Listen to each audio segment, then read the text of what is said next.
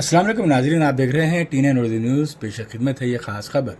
Imran welfare society की जानिब से माह सियाम रमज़ान के पेश नज़र हर साल की तरह इस साल भी दफ्तर सोसाइटी न्यूटाउन पर मुस्तक ख़ानदानों में मुफ्त राशन किट्स की तकसीम मोहम्मद इमरान प्रिंस के हाथों अमल में लाई गई। इस मौके पर तंजीम के दीगर कायदीन मोहम्मद अतहर, फेरोज़, मोहम्मद समीर, इसरार अहमद, मोहम्मद जलाल, मोहम्मद हसन, तबरेज़ और दीगर मौजूद थे। आइए नाज़रीन डालते हैं इस पर एक नज़र।